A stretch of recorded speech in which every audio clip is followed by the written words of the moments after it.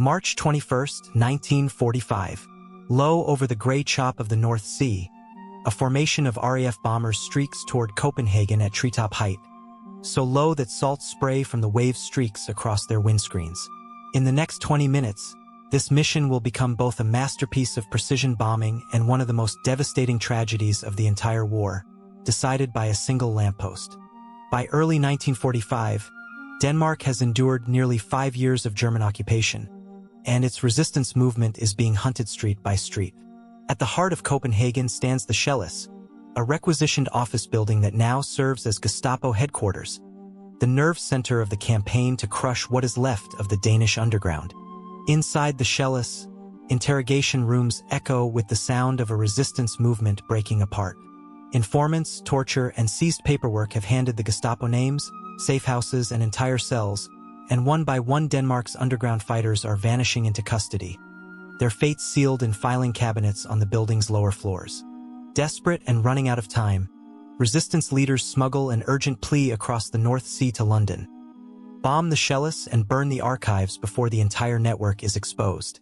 It is a request to destroy paper with high explosives, in the middle of a city, knowing full well that Danish lives may be lost in the attempt. The Gestapo suspects exactly what the resistance is asking London for.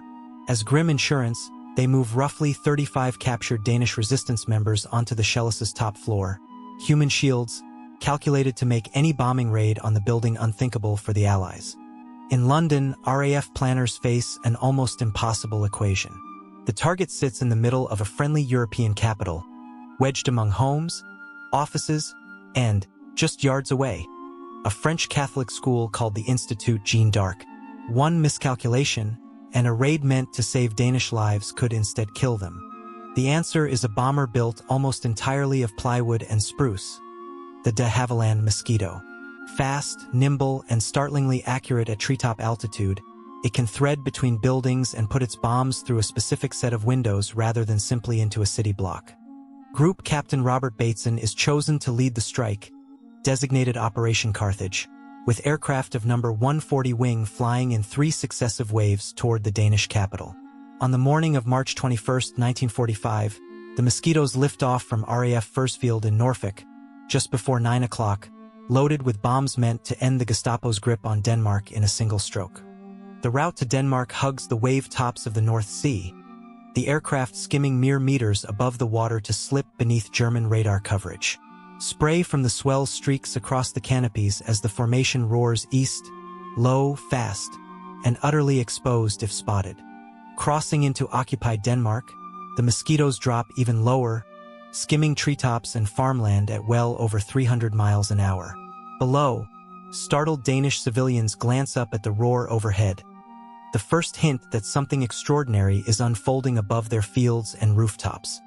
Approaching Copenhagen, Bateson's lead formation lines up on the Schelles with surgical intent, threading between buildings toward the Gestapo's front door.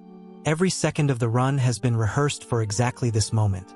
A bomb run measured not in city blocks, but in single windows. Then, in the final seconds of the approach, disaster strikes.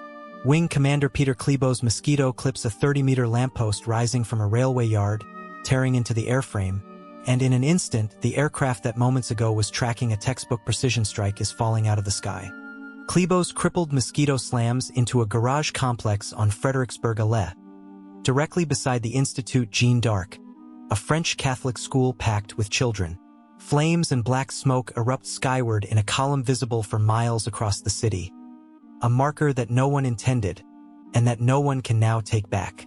Unaware of the crash, the first wave presses home its attack exactly as briefed, dropping its bombs squarely into the Schelles' lower floors. The strike is devastatingly accurate. Walls buckle, the Gestapo's archive rooms erupt in fire, and years of files on the Danish resistance vanish in the blast. But the second and third waves have been briefed to release their bombs on the leader's marker, and now a second column of smoke is rising from Frederiksberg Allé, eerily close to the target area. Trusting the smoke as their aiming point, pilot after pilot rolls in, not on the Schelles but on the burning school beside it. Bombs fall on the Institut Jeanne d'Arc, collapsing floors onto classrooms full of children and the nuns sheltering them. Danish civilians, firefighters, and even German soldiers throw themselves into the wreckage together, clawing through broken concrete and splintered beams to reach the trapped and the dying. Back at the Schelles, the fortress the Gestapo built for itself is now a smoking ruin. In the chaos of the collapse, 18 of the roughly 35 Danish prisoners held as human shields managed to escape, among them resistance leader Mogens Fogh, who walks free from the very building meant to be his tomb. Gestapo chief Karl-Heinz Hoffmann survives the raid entirely by chance, absent from his own headquarters while attending a funeral across the city. In London, meanwhile, RAF commanders receive the first reports and celebrate Operation Carthage as a flawless strike against the enemy. Only days later does the full truth reach London through Danish contacts. 86 children are dead at the Institute Jeanne d'Arc, the overwhelming majority of the raid's civilian toll.